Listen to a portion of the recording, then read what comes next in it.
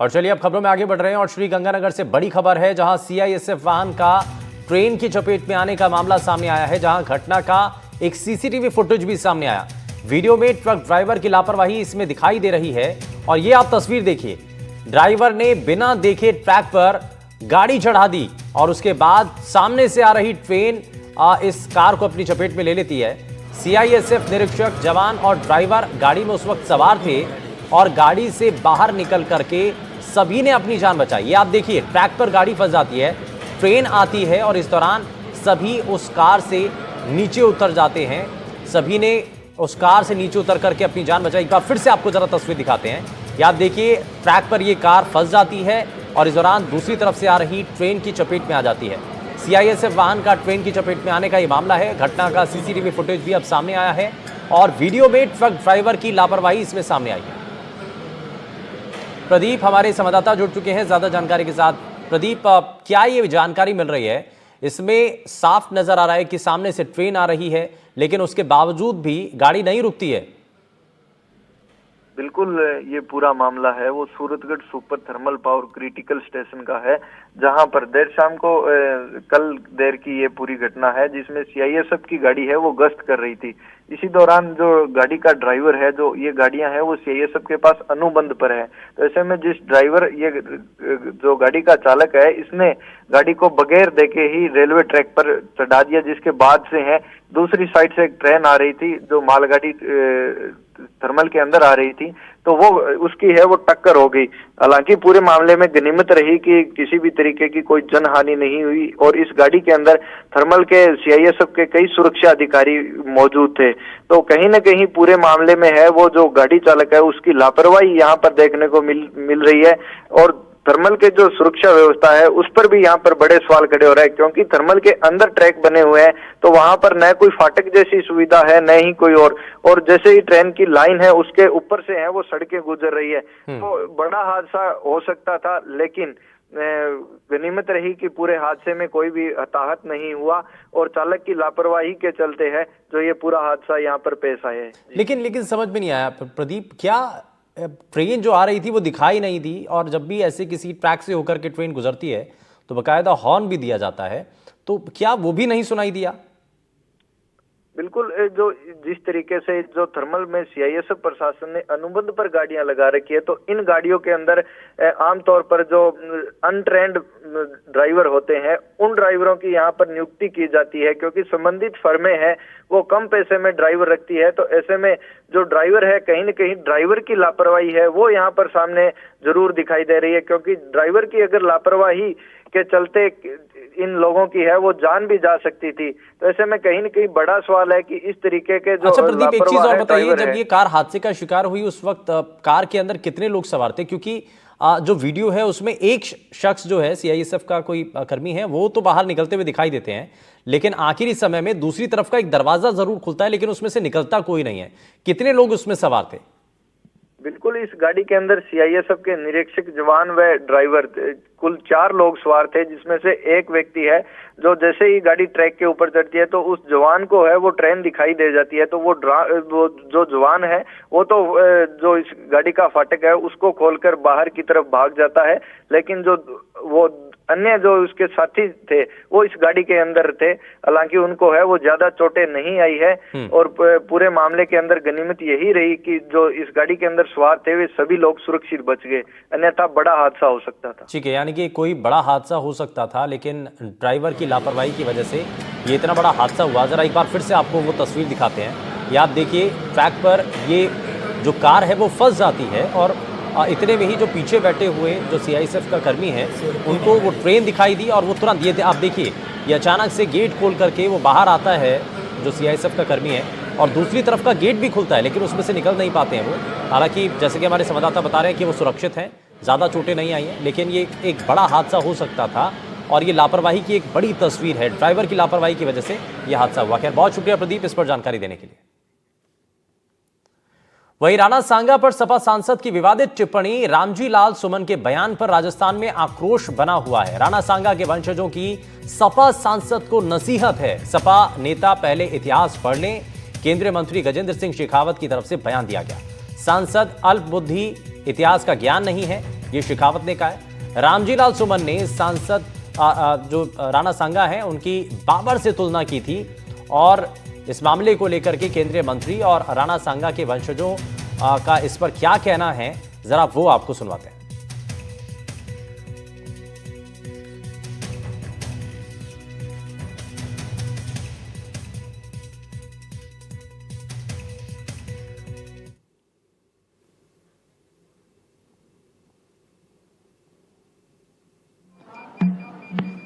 भारत के इतिहास की समीक्षा करने वाले आने वाले आज नहीं 1000 साल तक जब कभी भी समीक्षा करेंगे तो कभी बाबर और सांगा दोनों को तुलना करके एक पलड़े में नहीं रख पाएंगे। महाराणा सांगा ने जो स्वतंत्रता की अलख जगाई थी उसने भारत को गुलाम होने से तो बचाया ही था, लेकिन साथ साथ में भारत की संस्कृति को सनातन बनाए रखने में बहुत बड़ा योगदान किया था। कुछ तुच्छ बुद्धि और छोटे हृदय के लोग इस तरह के अपने जो है चर्चाएं करते हैं। मुझे लगता है कि इन चर्चाओं के लिए कोई गुंजाइश भी नहीं है। राज्यसभा में समाजवादी पार्टी के सांसद का यह बयान कि बाबर को महाराणा सांगा इब्राहिम लोदी को हराने के लिए भारत में लेकर आए, ये बिल्कुल सरासर गलत है। उस इब्राहिम लोदी को तो खुद महाराणा सांगा ने खतौली में और बाड़ी में हरा दिया था, और जिस बाबर को वो कह रहे हैं इतना बड़ा नेता बना रहे हैं, वो बाबर खुद बयाना में महाराणा सांगा से हारा था। तो महाराणा सांगा को किसी की जरूरत नहीं थी। उस समय तो हिंदुस्तान में वही छाए हुए थे, उनके साथ सभी रियासतें जुड़ी हुई थी, और हमको गर्व है कि हम महाराणा सांगा की औलाद हैं। और हिंदुत्व की रक्षा के लिए महाराणा सांगा और महाराणा के परिवारों ने जो जाने दी है वो सारा हिंदुस्तान जाता है। हमको किसी इतिहास नहीं जानने वाले की सर्टिफिकेट की जरूरत नहीं। तो राणा सांगा पर सपा सांसद ने विवादित टिप्पणी की और उसको लेकर के अब चौतरफा तरीके से घिरते हुए सपा सांसद नजर आ रहे हैं। दरअसल रामजी लाल सुमन के बयान पर राजस्थान में लोगों में आक्रोश है, गुस्सा है। राणा सांगा के वंशजों की तरफ से भी सपा सांसद को नसीहत दी गई है और कहा गया है कि सपा नेता पहले इतिहास पढ़ लें और उसके बाद में किसी भी तरीके से टिप्पणी करें। केंद्रीय मंत्री गजेंद्र सिंह शेखावत ने भी इस मामले पर बयान दिया और कहा है कि सांसद अल्प बुद्धि है, इतिहास का उनको ज्ञान नहीं है, इसी वजह से इस तरीके की वो टिप्पणी कर रहे हैं। अरुण हर्ष हमारे संवाददाता जुड़ गए ज्यादा जानकारी के साथ। अरुण, क्या ये पूरा मामला है सपा सांसद की टिप्पणी और उसको लेकर के अब जो नेता हैं वो भी सवाल उठा रहे हैं, मंत्री सवाल उठा रहे हैं, और साथ ही साथ राणा सांगा के जो परिवार के लोग हैं वो भी अब इसको लेकर के सवाल उठाते हुए नजर आ रहे हैं और ये कह रहे हैं कि भैया पहले इतिहास तो पढ़ लो आप। बिल्कुल शुभेंद्र, अगर बात की जाए जिस तरह से समाजवादी पार्टी के सांसद जो है रामजी लाल सुमन, जिन्होंने जिस तरह से जो है विवादित बयान दिया था, जिसके बाद आज शेखावत है जो जयपुर में थे और जयपुर में उन्होंने मीडिया से बातचीत करते हुए कहा कि पहले सांसद महोदय को इतिहास को जानना पड़ेगा। जिस तरह से जो है राणा सांगा का इतिहास है वो बाबर की तुलना नहीं की जा सकती है। 1000 साल लगेंगे। राणा सांगा ने जो है आजादी और स्वतंत्रता के लिए नींव रखी थी, तो कह सकते हैं इतिहास के साथ जो छेड़छाड़ की जा रही है और जिस तरह से चर्चा में रहने के लिए कुछ लोग बयान देते हैं, उसको लेकर शेखावत ने स्पष्ट रूप से कहा है कि जिनको इतिहास की जानकारी नहीं है वो उनको नहीं बोलना चाहिए। और यही कारण है कि उन्होंने कहा राणा सांगा का जो इतिहास है वो एक ऐतिहासिक इतिहास है, जिन्होंने स्वतंत्रता के लिए और देश में अलग जगह थी, और उसकी बराबरी करने के लिए अगर आपको बाबर ही मिलता है तो इससे बड़ी मतलब कह सकते हैं नीच कोई बात हरकत नहीं हो सकती है। उन्होंने राज्यसभा सांसद के जो समाजवादी पार्टी के सांसद है उनके बयान को लेकर घोर निराशा और घोर कह सकते हैं आप उन्होंने आलोचना की है और साफ कहा है कि पहले उन्हें इतिहास पढ़ना चाहिए। इस तरह से छेड़छाड़ है जो बर्दाश्त नहीं होगी। इतिहास को पहले जान ले कि राणा सांगा ने किस तरह का जो है देश के लिए अपना बलिदान दिया था और किस तरह से युद्ध लड़े थे। शुभेंद्र, ठीक है, और बिल्कुल, और इसको लेकर के लग रहा है कि इस मामले की जो गंभीरता है उसको देख करके आने वाले समय में अरुण ज़्यादा ये मुद्दा और गहरा सकता है।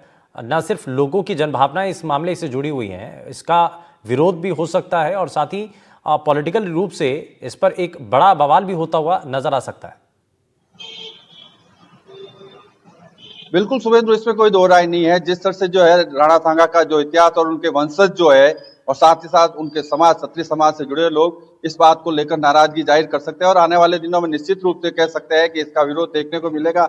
यह तो बात है, केंद्रीय मंत्री गजेंद्र सिंह शेखावत ने अभी बयान दिया है, लेकिन कह सकते हैं इस तरह का जो बयान आया है बाबर को और राणा सांगा के बीच में जो तुलना की गई है उसको लेकर कह सकते हैं कि राजपूत समाज और क्षत्रिय समाज में नाराजगी देखने को मिलेगी और निश्चित रूप से इसका आने वाले दिनों में विरोध भी देखने को मिलेगा। शुभेंद्र, बहुत शुक्रिया अरुण हर्ष इस पर जानकारी देने के लिए। और जो राणा सांगा के वंशज हैं वो भी इसको लेकर के सवाल उठाते हुए नजर आ रहे हैं और वो कह रहे हैं कि भाई पहले आप इतिहास पढ़िए और उसके बाद में किसी भी तरीके से किसी ऐसे महापुरुष को लेकर के आप टिप्पणी करिए।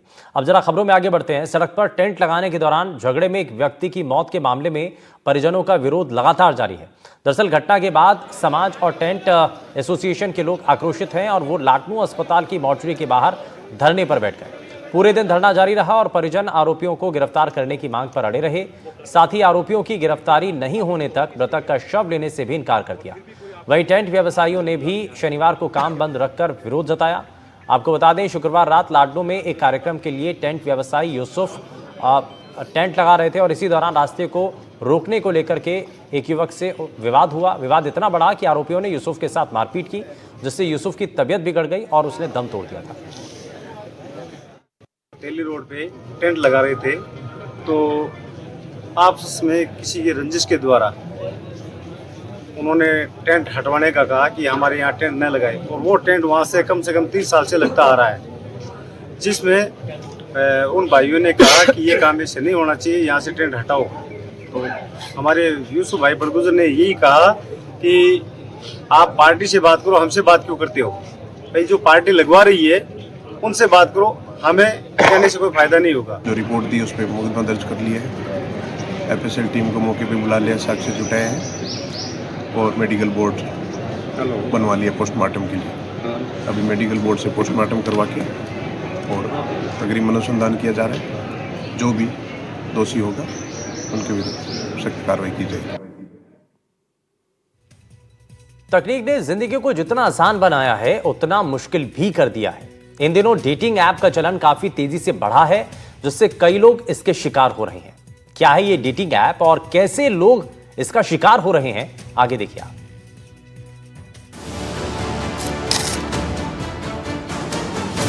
डेटिंग ऐप से सावधान, बढ़ रहा है मायाजाल। पहले करते हैं दोस्ती, फिर लूटपाट। इन दिनों सोशल मीडिया पर कई तरह के ऐप लोगों के मनोरंजन के लिए इस्तेमाल होते हैं और इनमें से कई ऐप तो अनजान लोगों के साथ दोस्ती करके मस्ती करने तक का झांसा देते हैं। कई ऐप तो ऐसे भी होते हैं जिन पर अनजान लोगों को मिलने का मौका तक दिया जाता है।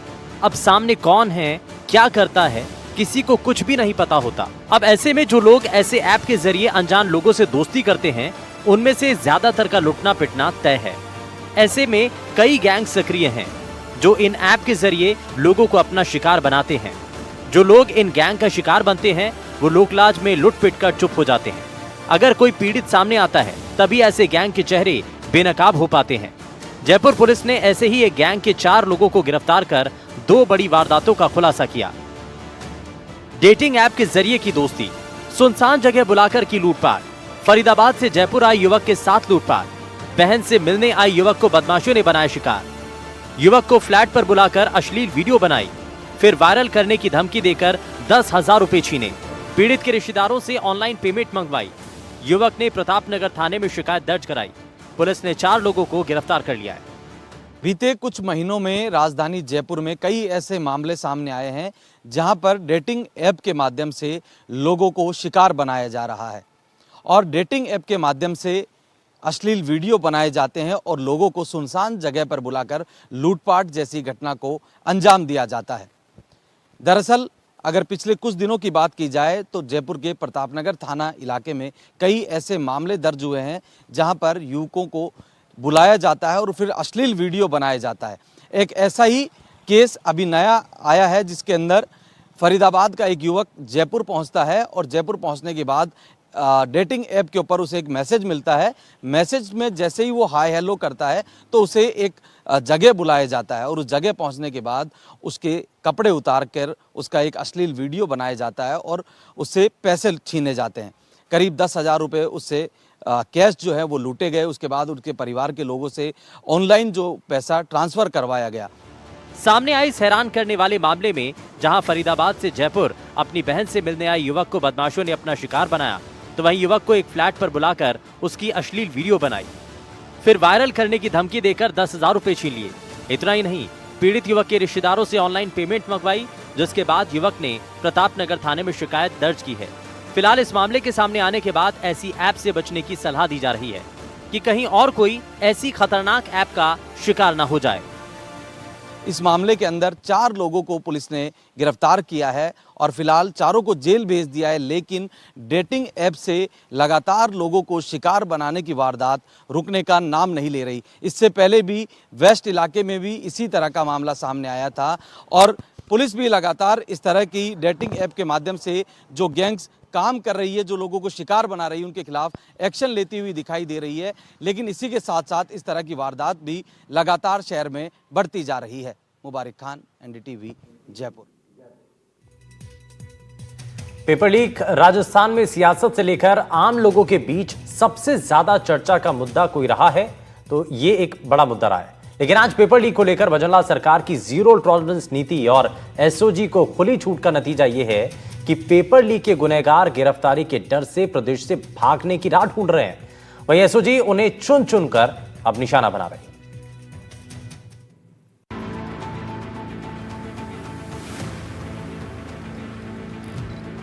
पेपर लीक राजस्थान में अगर कोई शब्द पिछले 3 से 4 साल में चर्चा का केंद्र रहा है तो वो ये शब्द है, क्योंकि एसआई, वन रक्षण, जेईएन प्रदेश की हर दूसरी परीक्षा में पेपर लीक की गूंज सुनाई दी। पेपर लीक पर सरकार तक बदल गई, मामला हाईकोर्ट में पहुंच गया। खासकर एसआई भर्ती में फर्जीवाड़े ने राजस्थान के युवाओं के सपनों पर करारी चोट की। खैर, प्रदेश में सरकार बदली और पेपर लीक को लेकर सीएम भजनलाल ने जीरो टॉलरेंस की नीति अपनाई, जिसका असर अब जमीन पर दिखने लगा है। पेपर लीक की तह तक पहुंचने के लिए बनाई गई एसओजी एक्शन में दिखाई दे रही है। गुनहगारों की धरपकड़ भी की जा रही है। इसी कड़ी में जयपुर से लेकर जैसलमेर, बाड़मेर से लेकर डीडवाना तक फर्जीवाड़ा करने वाले अभ्यर्थियों और दलालों को पकड़ पकड़ कर सलाखों के पीछे भेजा जा रहा है।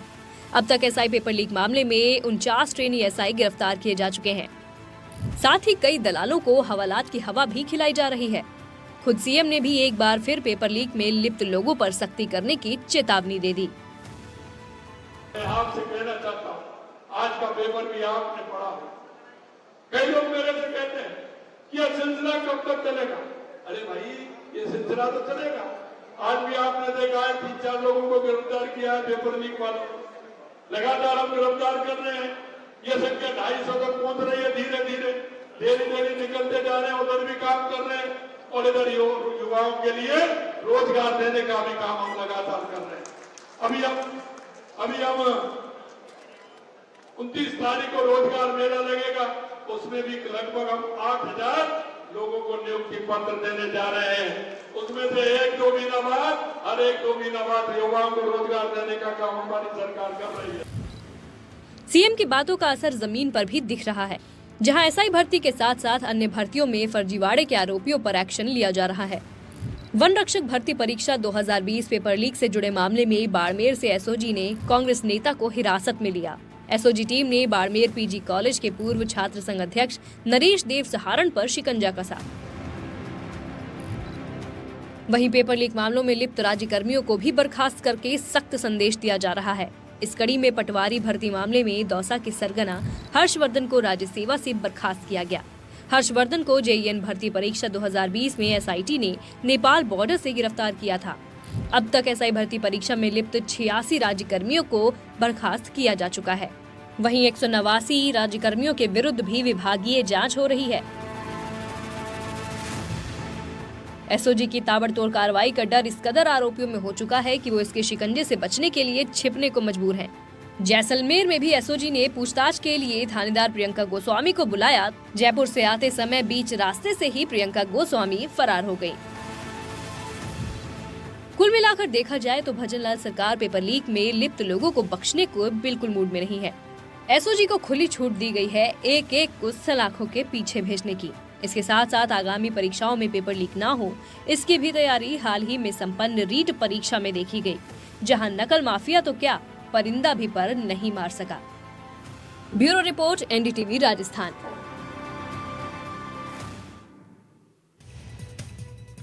वहीं दौसा पुलिस की विदेशी नागरिकों की अवैध गतिविधियों के खिलाफ बड़ी कार्रवाई जारी है और इसी कड़ी में जमात से जुड़े 10 लोगों को डिपोर्ट किया गया। 5 महिला और 5 पुरुषों को पुलिस ने डिपोर्ट किया है। वहीं लीव इंडिया नोटिस देकर भारत नेपाल सीमा के लिए रवाना किया गया। दौसा एसपी सागर राणा के निर्देश पर यह कार्रवाई की गई।